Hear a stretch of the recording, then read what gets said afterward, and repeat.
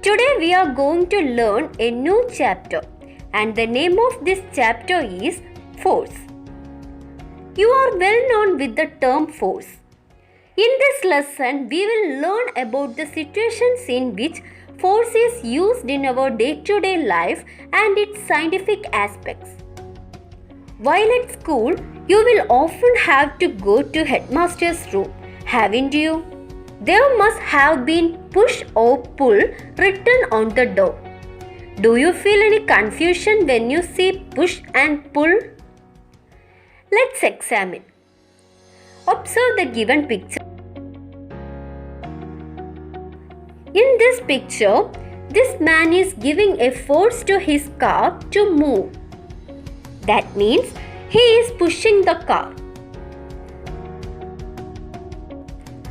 Coming to the next picture, the girl is exerting a force so as to cause a movement towards her side.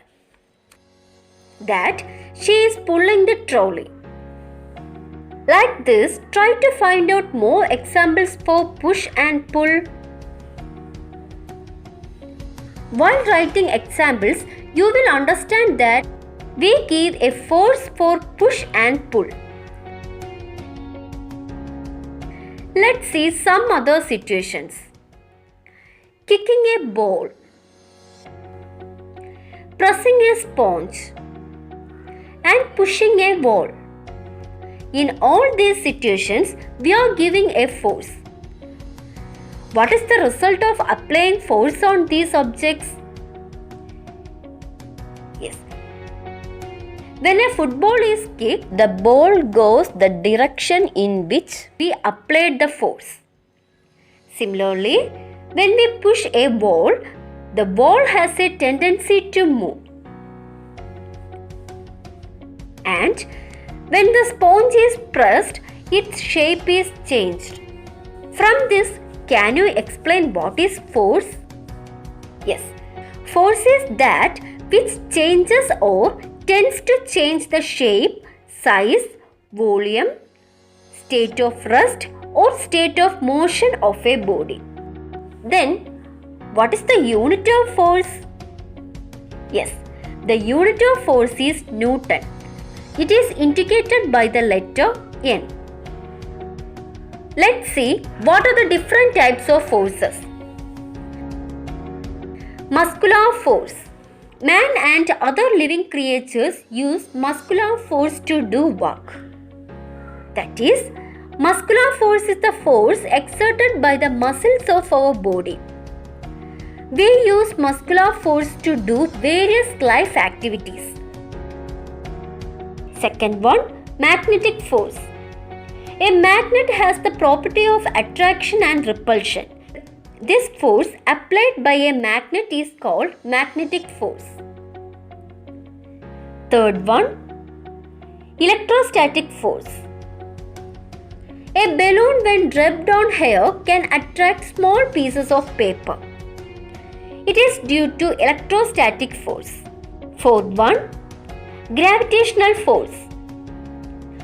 Objects in the universe have an attractive force between them, and this attractive force is called gravitational force.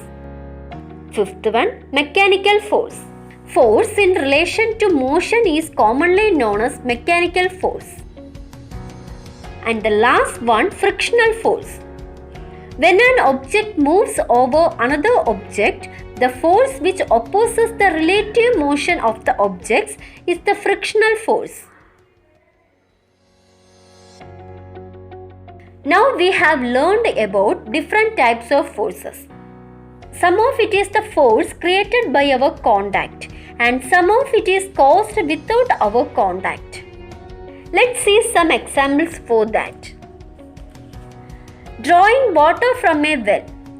Here we use force to draw water. We give the force by touching that object. So we can say it is an example for contact force. Contact force. Contact force is any force that requires contact to occur. Here are some examples for contact force. Pushing a trolley. A ball coming to rest after being rolled on a level ground. Consider another example. A coconut falling from a coconut tree. Here, the falling of coconut to the ground is not because of our contact, but a force acts here. What is that force? Yes, gravitational force. Some forces that occurs without our contact, and they are called non-contact forces. Forces which act on an object without contact are called non-contact force. Here are some of the examples for non-contact force. A magnet attracts a nail.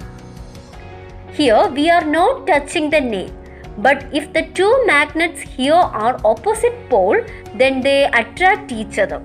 It is an example for non-contact force. A plastic scale rubbed on hair attracts pieces of paper.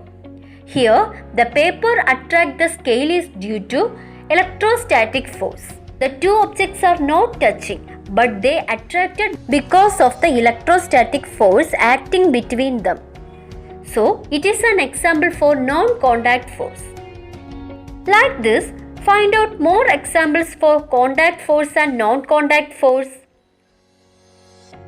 Dear students, today we have started our new chapter force and learned the different types of forces.